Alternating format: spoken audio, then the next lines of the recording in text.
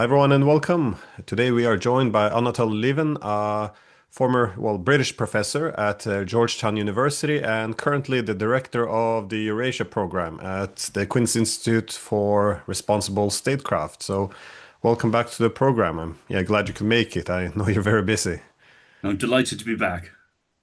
So, I wanted to discuss an article you recently wrote called Europe's Risky War on Russia's Shadow Fleet, because economic warfare can, broadly speaking, take place within three areas. You have, cutting access to key technologies in industrial goods, such as what is done with the semiconductors to China.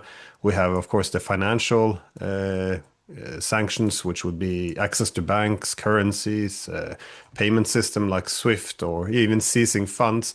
But the third and last one usually is the physical connectivity, that is access to the physical trade routes, either by land or sea, which is blockades. And I guess the last one is really what most easily becomes an act of war. And this is why I found your article very interesting because going after what we refer to as the Russian shadow fleet, it's drastically increases the risk of economic sanctions becoming an act of war. So I was wondering if perhaps you can start with explaining what is the shadow fleet, because immediately it sounds very mysterious, and also why is this new EU sanction package so dangerous? Mm. Well, the so-called Shadow Fleet, which of course is the name that the West has given it, is simply internationally flagged. I mean, usually these, as we have long known but not done anything about, these rather dubious flags, Panama, um, Cyprus, and so forth, Liberia, and these are being used to transport Russian oil, mostly oil, sometimes other things as well, because they were not subject to the initial sanctions on actually Russian flagged ships. And ever since the first round of EU sanctions targeted 100 and something, I can't remember, of these ships, which meant that they could not dock in European Union ports and couldn't be refitted, couldn't be refueled there, and could be stopped in the territorial waters of EU countries, which of course are pretty narrow. I think it's 10 miles, but I could be mistaken there.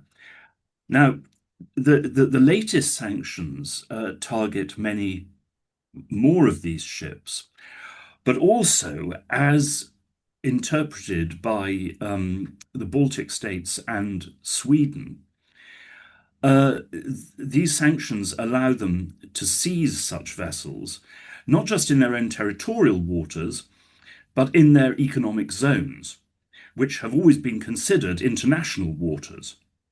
uh, where states have no right of policing or intercept. They have the right of economic exploitation, fishing, undersea exploration, but not seizure.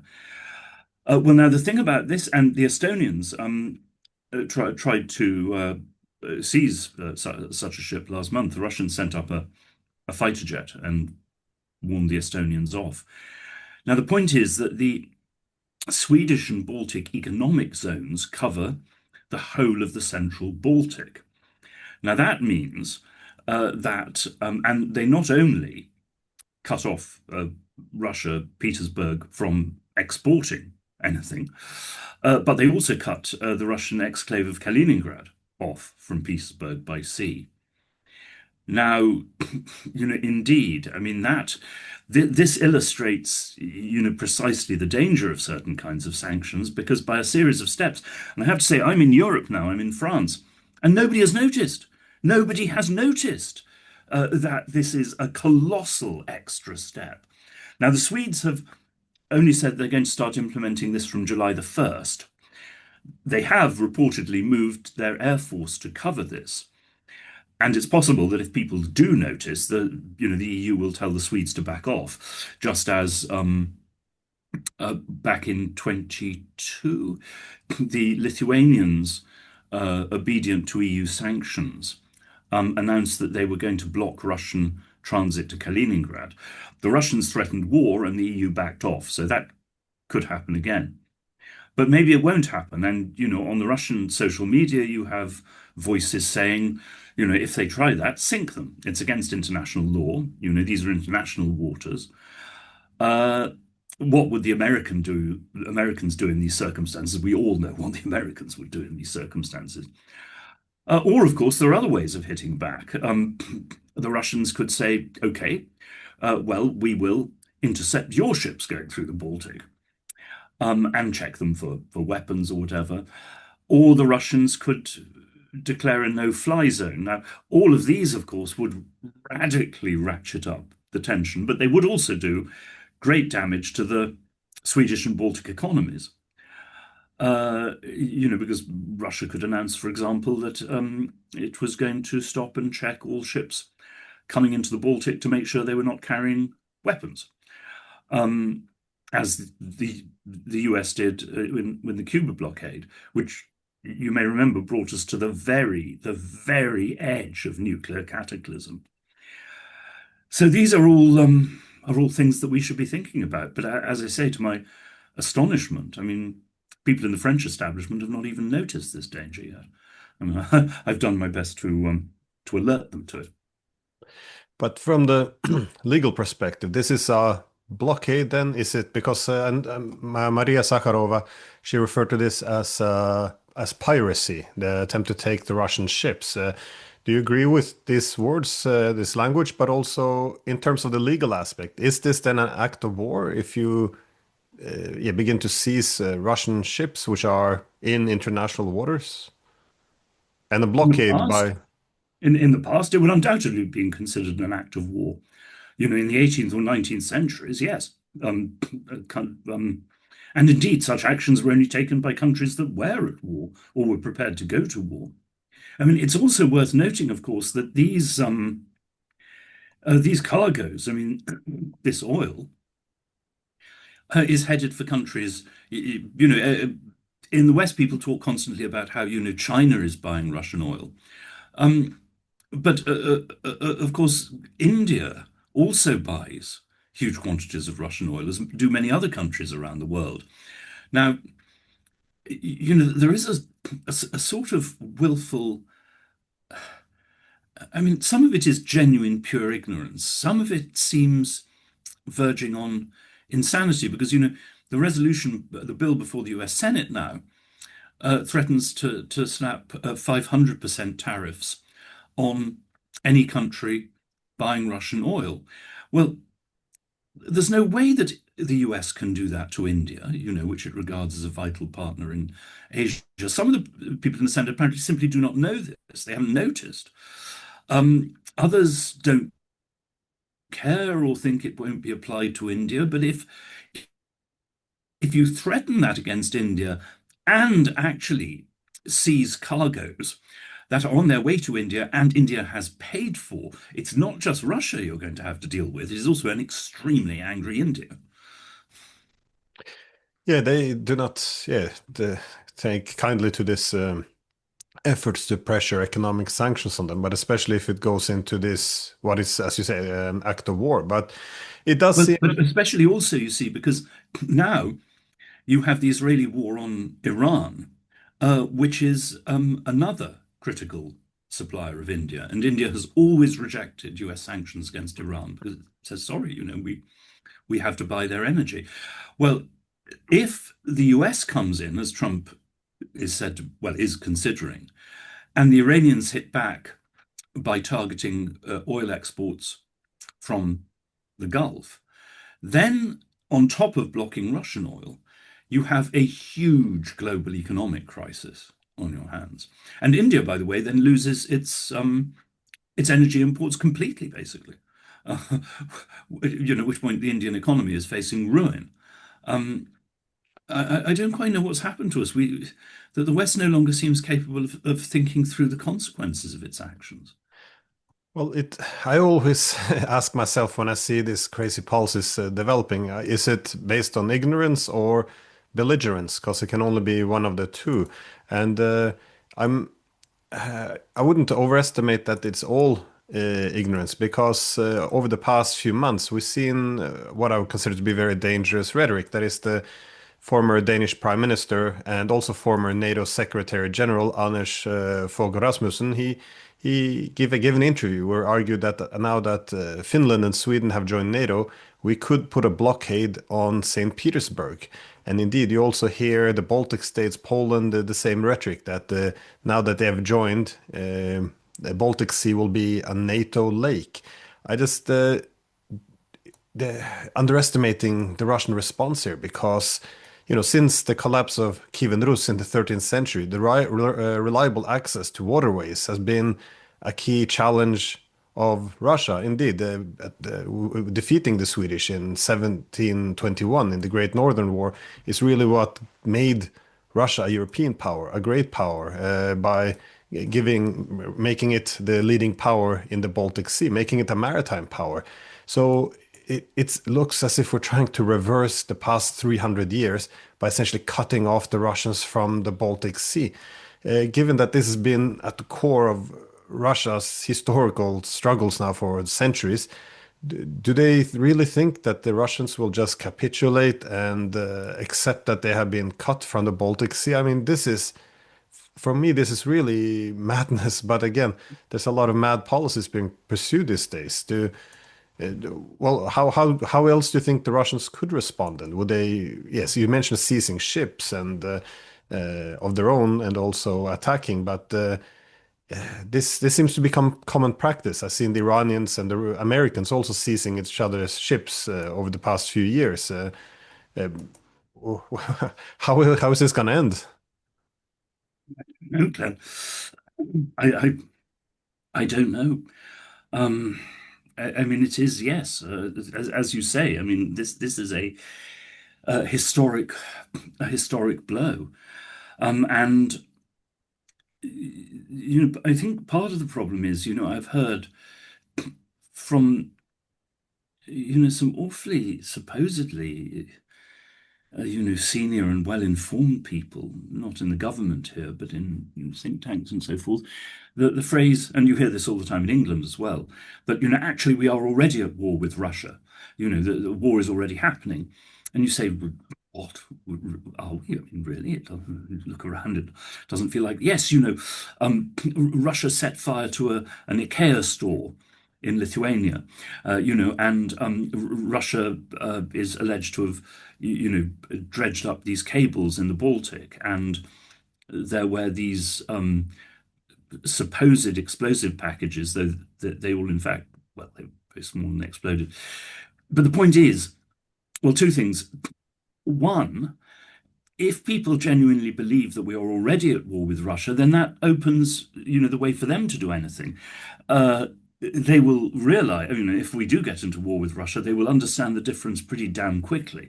Because my reading is that and I think there have been Russian sabotage actions, but they've been very, very small and very ineffective. My view is that they were in the nature of warnings. You know, watch out, we could do a lot of very bad things if you push us. But the second thing you see is that, of course, by far the greatest sabotage operation since this war began, as you know very well, was not by Russia. It was by some combination of the Ukrainians and the Americans, with the Scandinavians either participating or turning a blind eye, and that was the destruction of the Nord Stream pipeline. Something else that, it was reported by Reuters. I cited it in my article, but nobody else that I've seen picked this up, that there were a series of limpet mine attacks on this shadow fleet in the Mediterranean. And one ship exploded at sea and sank, and two of the seamen were killed. Well, now, from a Russian point of view, hang on a second, who started this? So I fear that the Russians believe that they have a total moral and legal right now to hit back.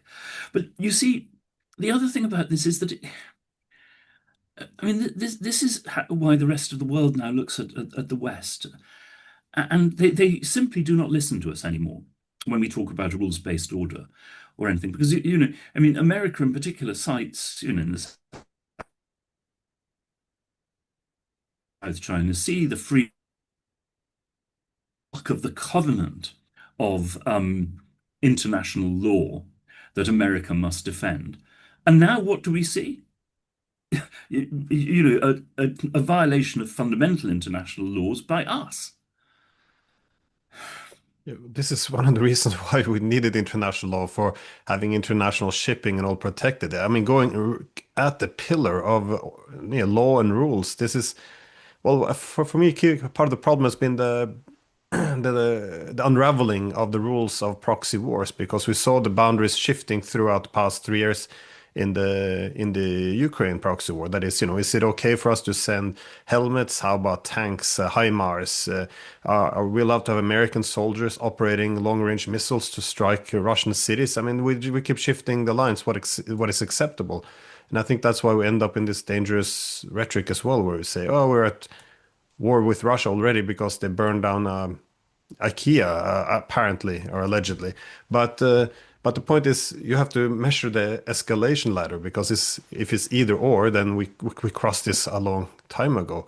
And again, shutting down Russian shipping, seizing their ships. I mean, how it would be irresponsible, the way I see it, for the Russians not to retaliate in a harsh way. Otherwise, they have effectively capitulated. Their entire fleet now would be um, under Western control. This would be like the Treaty of what Poltava was it when this all Russian ships had to be under control of the Sweden.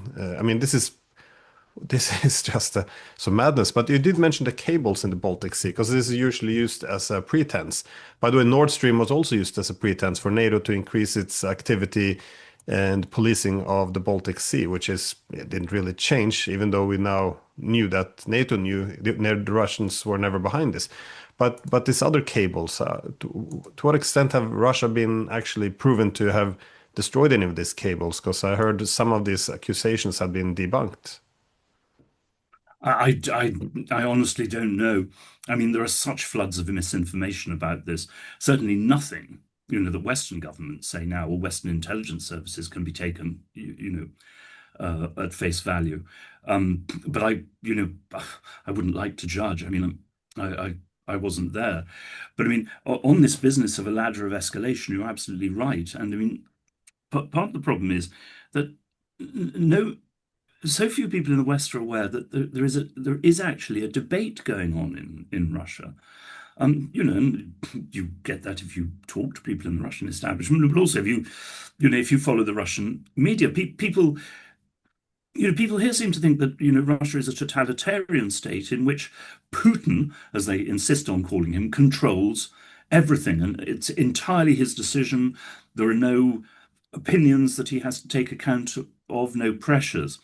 Um, and of course, I mean, what you have and have had for a long time, and was also, that was part of the whole Prigozhin mutiny, is Russian hardliners who think that Putin has been far too soft for many years. He's been far too deferential to the Germans and the French previously.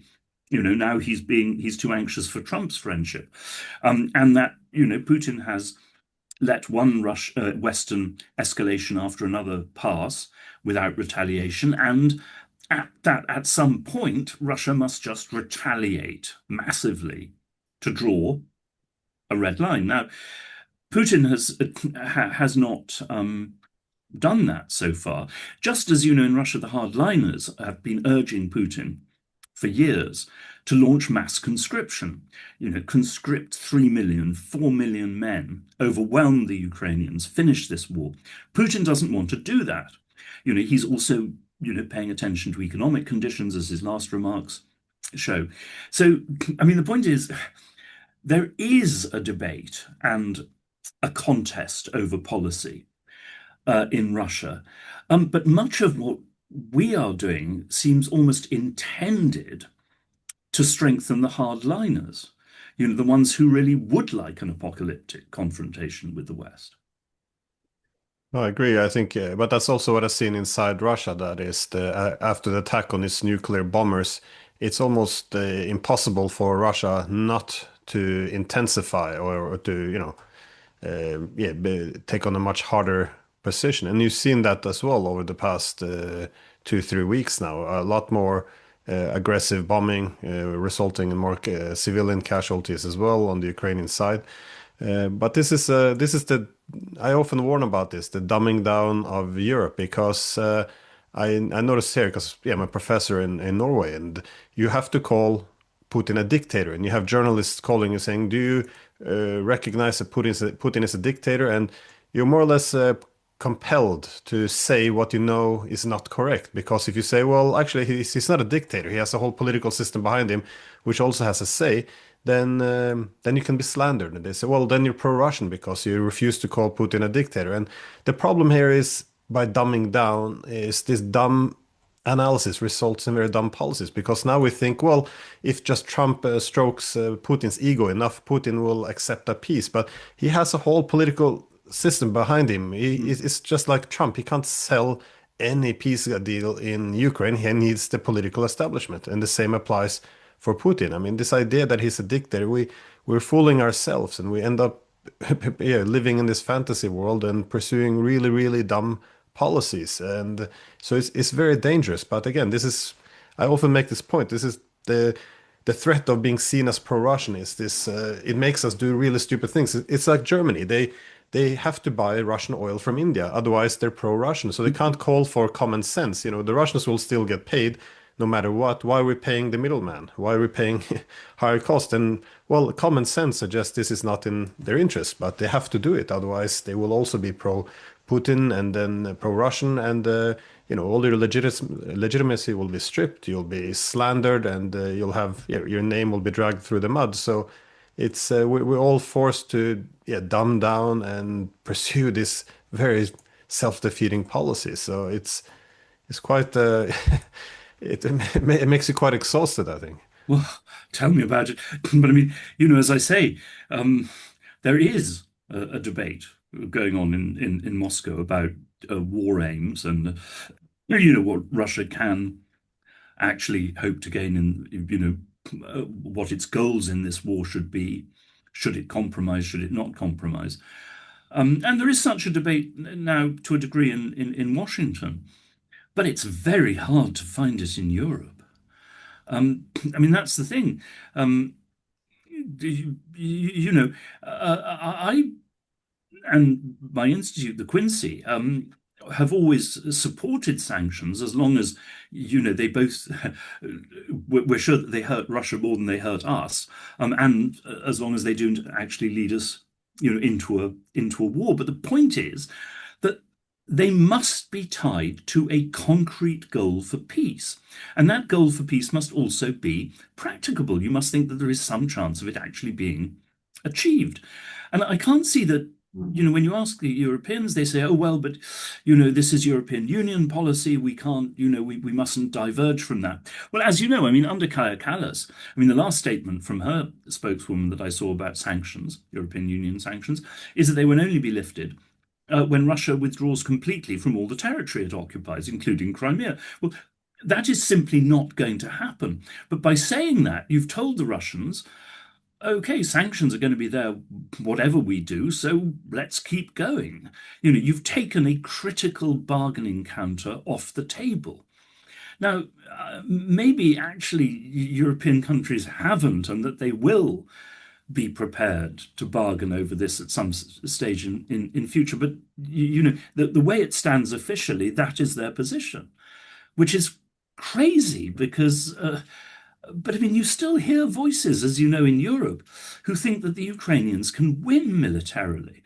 That they can break through the Russian lines. That all we have to do is keep sanctioning Russia, give Ukraine more European weapons, even without the Americans, that the Europeans can help the Ukrainians to win a complete victory. Well, in terms of just pure military analysis, that this is insanity. And yet you hear it from some, quite senior people.